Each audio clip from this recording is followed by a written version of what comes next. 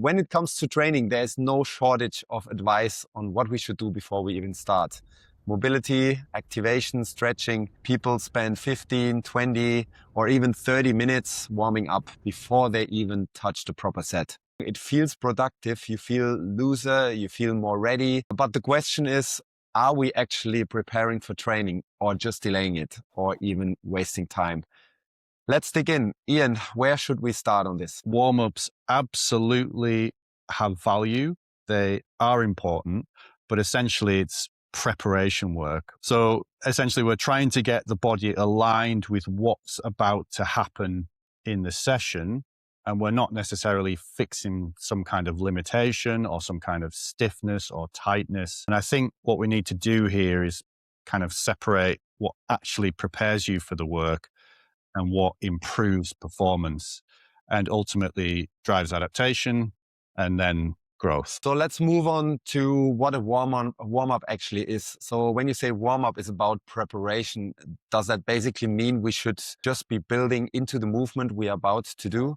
Because I think a lot of people have a thought of warm-ups as fixing everything first, then train, or you need to open up the joints or shake off the day or the last workout. If we're going to strip it right back, a warm-up essentially has a very simple job. As I was saying, it sort of prepares you for the task you're about to perform. And that means that we're kind of doing a few things at once. So it's improving neuromuscular readiness. So the muscles and the nervous system are better coordinated for the task, which is ultimately to produce force or speed and power if we're training strength and performance, etc. It's helping you transition mentally from whatever you were doing before into the demands of training. So if we take a squat, for example, pretty simple exercise, the most effective warm-up for squatting is just a lighter squat and then progressively building towards your working weight. Because as the body adapts to what it's exposed to, as we've alluded to before with specificity, the body adapts then precisely to the stress placed upon it. So that's improving performance, and training must mirror the specific muscle groups, movement patterns, energy systems, and velocities used in a target activity or a sport or an exercise. So hopefully that makes sense. Yes, of course. So that means like a warm-up is important, but I think that is where people get caught. So they stretch a little bit, they move a little bit around, and then they feel loose and they feel ready. But what you are saying is feeling ready doesn't mean that or feeling ready after a stretch doesn't necessarily mean that you are ready or that structures have actually changed. So that is more just how it feels in the moment, right? In a nutshell, pretty much, yeah. So, I mean, stretching is really interesting, right? Because it feels like you're doing something meaningful, like you're kind of feeling more loose, you feel more mobile, and those feelings are real. The question is about whether something is actually changing. Because in a lot of cases, that feeling isn't really coming from structural changes in the tissue. So what's changing is your tolerance and neural response to the stretch. In a warm-up, your nervous system is adjusting how much tension it's willing to tolerate, and then it's allowing you to move further into that position. So we should be clear that stretching can be a form of training, and it is. And over time, with enough intensity and exposure, you can then create structural adaptation. But most warm-ups don't really meet that threshold. And if anything, they can reduce your ability to produce force effectively. So then the question, is this actually doing what I think it's doing? And is it the best use of time for the goal that I have? So I hear comments like my hips are tight, or I just need to open this up. I need to activate first. That's also like a classic. Or I need to roll. People going through like a full routine of bands, foam rollers. They try to mobilize like very specific areas of their body. Where they maybe have problems since years. So almost like they're trying to fix their body to be able to train. So when people say opening up, what's actually happening there? It is clearly not opening anything. Yeah, I suppose those are kind of like throwaway terms that that somebody might use, because it kind of feels like that's what's happening, and you can sort of directly translate that to the movement that's happening in front of you. But again, in most cases, you're just changing stretch tolerance and the kind of neural input. And the nervous system is then reducing protective mechanisms. It's saying, oh, this is okay. I can move through that range of motion. And, with stuff like foam rolling, you're kind of influencing that sensory input and then temporarily altering pain perception. And those are things that we should perhaps leave for another talk. It'll be quite an interesting discussion. But this is where we do need to be careful, because if you're using these tools to quiet down or to make quiet this kind of protective signal, then you immediately load into that position. You might be bypassing useful feedback for the system. We have covered this a little bit before. Cold plunges, saunas, massage guns, cupping, breathing classes, taping. I would call that masking. Putting a sticking plaster over it. You're not working with like the natural process of recovery and understanding your own body's ability to recover. So it's not kind of about avoiding these methods completely. It's about understanding what they're doing and still kind of respecting the signal, because that tightness isn't something to override. It's something to pay attention to. And as I said, we've alluded to this before, where we're using sort of various modalities to effectively tell the system to be quiet, where we should actually be listening to what it's saying. So it's kind of a response in order to be able to dose effectively. So we could be pushing past the pain or the no pain, no gain kind of thing, which is mostly a fallacy. I would say that, there's sort of things that come into your mind when you're discussing this, like kind of what's okay. For example, mini bands can be quite useful. We were just talking about this before, weren't we? And we know this kind of post-activation potentiation effect from doing certain exercises within performance sports as well, to get an effect from it for jumps and things like that.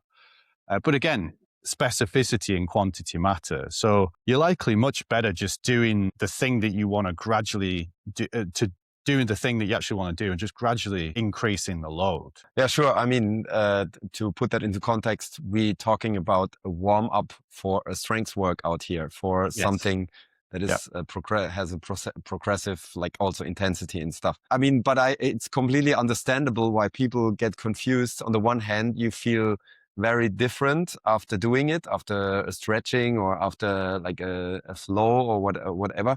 So it makes sense. You think that you changed something physically. And it almost feels like you're telling your body, this is okay now, and you can start now with whatever you want to do afterwards and how much. When people talk about things like reducing tightness, are there real concepts underneath that, or is that just always simplified and misused? Again, I think it's a bit like the opening up thing, isn't it? Like, it's stuff that kind of people can relate to some extent. Muscles produce force through tiny filaments that form cross bridges to generate tension. And the amount you can produce depends on how well those things overlap. And that's called the length tension relationship. So at certain lengths, force output drops because the mechanics aren't optimal in that position. And then after loading, especially in kind of eccentric work, you get this local damage. And it reduces how much stretch or load the system is willing to tolerate. But then over time, with repeated exposure, the system adapts. When something feels tight, this gets simplified into, you need to open this up, or you need to lengthen this, or stretch this is too short. And the reality is it's about how the system is tolerating load at that moment in time. Okay, so that's something I understand, but let's transfer that again to the gym floor reality when we talk about tightness. I think that's a big one because we see it all the time. So, for example, someone comes in and says, "My hamstrings are tight," and that leads to like stretching them every session, before every session, but next session hamstrings are tight again. So, are we sometimes just treating the symptoms instead of going to the cause of the problem? Yeah. So again, and I think this is a bit of a misconception. Sort of things get sort of shifted and moved out of context to some extent. So when people feel tight, they kind of assume the muscle is physically short or restricted. And then the solution becomes, oh, let's stretch it. But often we're talking around strength training. We are specifically talking about strength training here, as you just mentioned before. Again, it's a load tolerance issue. So the tissue has been stressed and you've got this kind of local damage, this increased neural sensitivity, and that shifts the threshold at which the nervous system starts to limit movement. So what you're normally kind of feeling as tightness is often just this protective output. And it's not necessarily physical shortening. And then you kind of override that with stretching, whereby it's increasing this temporary tolerance again, but you haven't really changed the underlying capacity. And that's really important. So unless you kind of then address the load management, recovery, and progressive exposure, it just keeps on coming back. Yeah, I mean, it's also like a very historical topic, stretching before lifting again. And this is where people might push back a little bit. Because stretching has kind of been drilled into us as this is what you should do before training. We always did that before the football training, for example. That was 20 years ago, but still holding positions before an intensive exercise or movement or doing full mobility flows. So are you saying this is not necessarily harmful, but it also not doing as much as people think it is, right? I don't want to sort of presume I understand what everybody's thinking. Fair enough. Depending on where you get your sources of information, you'll kind of, there are some loud voices out there that will tell you need to do specific things. And I think for us as well, old school, training a long time, my warm-up routine is effectively just doing the task and just gradually adding more and more load. But that's a time issue, I think if you create a different environment, say a class style training or a sports team, you might want to create more buy-in and more interest within the workout, maybe some more fun, which is completely fine. I think as long as you're not directing too much away from what's important or what's the goal of the session you're trying to do, right? So we're back to goals again. But if we do look at the research more broadly, a few things are pretty consistent. And so that is like task-specific warm-ups. It are improving performance because you're improving that neural drive. So you're dialing in, turning the dials within those movement patterns or movement quality, and then preparing the system for that exact demand. And, if time is precious, time is also money. So if we're doing sort of long bouts of static stretching or moving a joint through a range of motion so that it's prepared already, certainly excessive static stretching it seems like it's going to reduce force output temporarily. And that's likely because of the reduced muscle tendon stiffness and kind of altered neural activation. So this system becomes less effective at producing force in that moment. Again, it doesn't mean stretching is bad. It just means context, goals, again, things specific things at specific times. Okay, so it can improve range of motion and can be useful if there's a clear limitation within a movement pattern that's inhibiting. But as a default, long stretching routines before strength work don't seem to add much. And in some cases, they seem to slightly reduce performance to lifts that actually matter. Okay, so stretching has its place, but not before and maybe not directly after the workout, right? Understood you right. Stretching before the workout, I mean, get to the task as specifically as you can, as quickly as you can to save time so that you're not wasting energy on doing things that are not task specific. After the workout, some people feel nice kind of doing some kind of movement in and around it. Stretching or holding specific stretches for extended period of time can be done away from a strength training routine. Okay.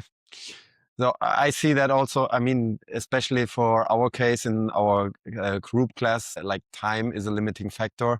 And then we should, as you said, do the most efficient warm up and not the one that takes the longest, obviously. We can do 1,000 things, but we should stick to the stuff that actually works, that we know that works, and that is as specific as possible for the upcoming workout. Coming to the next topic, time versus return. Yes, you talked a little bit about it, and I think that is where it comes down for most of the people. It's time, especially in our case at Balboa with a class setup. If Yeah. someone got 45 minutes or an hour to train and 20 minutes of that is going to warm-ups, is that the best use of your time? And if their goal is to getting stronger or fitter or even healthier? I suppose you've got to try and drive home a point without hopping from one topic to another. And that is kind of the things that actually change within the body, right? And that's by using things like progressive overload with sufficient effort and enough volume over time, and then recovery. And we've covered these ad nauseum, right? Yeah. That's improving strength, bone density, tendon resilience, cardiovascular health, long-term function, probably the most important thing, longevity. So being able to get through life and function effectively. What we're saying here is, like, if a large portion of a session is spent on things that don't meaningfully contribute to those outcomes, we have to question kind of the trade-off, especially when our time is limited. If your goal is to feel better, relax, improve flexibility, then a dedicated stretching or mobility class or some yoga or whatever it might be has its place, but it's probably separate, or it should be separate in order to allow the system to recover from the strength work. And then importantly, not to do stretches to try and speed up recovery either. So we're kind of like, we've got this sort of like, oh, I'm hurting, so I need to do this foam roll, I need to do this stretch in order to be able to do more work. So that's kind of goals again, isn't it? So it's, you know, if it's strength and performance, it's kind of worth asking, like, is this actually helping me move further towards the goal? Or could I, or should I be spending more of this hour or hour and a half to find my relative effort for the day? All right. And then we are on this point. What should people actually do? What does a good realistic warm-up then looks like? So not to just point to everything what doesn't work, but also because I think people will be relieved if it's simpler than they think. So maybe you can explain a little bit what could a perfect warm-up look like? Yeah, I'm not going to give sort of examples of what you should do, because I mean, it should make sense with what we've talked about with task specificity. So if you're doing a squat, if you're doing a bench, if you're doing a deadlift, if you're doing some kind of training in and around that. And again, I want to really be clear here. We're not advocating removing warm-ups and just going straight to an exercise. We just want to sort of refine them. Ideally 5 minutes, you know. And you could argue that some of your first exercise, some of those sets are effectively a warm-up, because at some point you'll get to effort, you'll get to where you are or where you want to be within that workout. So those are warm-up too, right? Yeah. It shouldn't be a show, you know, it shouldn't be that we're performing a show prior to something because we have to do all of these things to prepare the body. You know, I think it should be clear based on what we've said, what's happening in and around and within the body. And also, if you look at individual case, if you're applying some kind of rotational exercise through a joint because this is for joint health and for preparation and all the rest of it, if you're in a class doing that, you're applying that to a lot of different people who have a lot of different needs. You don't specifically know what each individual needs within that given joint range of motion. But anyway, back to your kind of question, I think effectively, if we take the squat again, just because it's the first thing that always comes to my mind, you know, body weight, a light load, maybe it's with a kettlebell, straight to the barbell, build up to your working weight, done. And for me, I can't remember the last time I picked up a kettlebell. So it's just pick up the barbell, you know, and go. Your extreme case. If you want to really dial in what you want to get done for that day, there's less interference from everything else. And you're finding out, that's also helping you with auto-regulation. You're finding out how to auto-regulate better. If you enjoy long mobility work sessions, that's fine. Just be clear, it's a separate goal. Yes, I hope that was a understandable explanation for everyone, that they got an instruction and they understood. So let's go on a little bit with a practical takeaway. And I like to point out that we should ask better questions also when we go into a workout, also when we do a workout for ourselves, because of immediately saying or thinking, I need to stretch this or I need to open this up. We should ask ourselves maybe, am I fatigued? Did I recover enough? Like, how is my overall condition? Am I pushing too much volume, for example? Am I really recovered enough to go into that workout? Yes, sometimes the simple stuff surprises. You've just basically put it in a box there. It's right. Like, if something feels tight, don't automatically assume it needs stretching. Ask yourself, is this fatigue? Is this recovery? Is this load management? What do my workouts look like? How tired am I? What's my work life, stress, family life, all the rest of it? And this is kind of more often the case. Like, if you don't feel fresh, you're more than likely not recovered. Now, again, you could still probably work out, and you may want to work out, and it's probably going to be fine. Probably, possibly.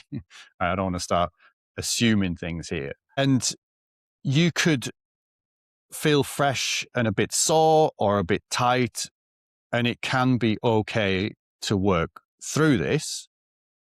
But, as we've reiterated here, it's important not to ignore the signals. So signals rather, to try to understand, and that's sort of helping reduce the chance of injury or potential kind of excessive work. You mentioned something about, we were in a chat yesterday, and you mentioned something about if it stops hurting after the warm up, Yes. you're good to go. Otherwise, right? What was that again? Yes, that was a quote from my old football trainer, and he always said, and I read it. To be honest, I read it also in some literature from the American strength and conditioning coaches that gave an advice out. Well, very general advice, but they gave the advice out. So if you have like aches and pains after training and like during intensity training phase, then start to warm up. And if the pain goes away during the warm up, then you're ready to go. If the pain doesn't go away, then really stop it and don't train at all on that day. That was kind of a guideline, but I was always question myself whether it makes sense or not. Obviously, there's nuance there, isn't there? I mean, you can, as a rule of thumb, in certain cases, when you know the athletes well, maybe what kind of maybe they're rehabilitating an injury, or maybe they know historically what's going on with a little bit more detail, because it's to the detriment of the sports organization, isn't it? So that could be for a busy club, or for a busy organization, that could be a decent rule of thumb. But I would say there's detailed information on each of those athletes, so they know when to pull them out, when to keep them going, especially nowadays. It's a while since you were playing, right? I've had what I would consider to be joint-specific inflammation that could probably do with a bit of rest. And I've found a movement pattern around it to not irritate it in order to be able to train still. Or I'll train a different body part. Whether or not that's a good idea, I think if it's an acute inflammation that you've just had or you've just got, give it the remodeling period that it needs, whatever your healthcare practitioner is telling you. Sure. But then over time, wrapping yourself in cotton wool probably isn't the best idea either. You should be starting to progressively add load to that in order to keep moving within reason and within a given time frame. I think that's really important to caveat. So it's not just as simple as like, if it doesn't hurt after you've done your warm up, then you're good to go. Certainly for stretching, all the rest of it, it can be done in and around, around strength training. I think strength training in itself, focus on what you need to do, what's important for that session. Good. So I got that it's not that warm-ups are pointless. It's just that we might be overcomplicating them. That doesn't mean that you're not allowed, like as a coach, you're not allowed to do a 2 minutes game to wake up the group, but it just means that you maybe should overthink whether it's necessary to do a 20 minutes routine of mobilizing, opening up, or stretching. And then leave it here for today. And as always, if you enjoyed this, give us a like, share with someone who might need to hear that. And thanks for Anna for this suggestion of the topic today. Thanks for listening, and we'll catch you next time. Ciao.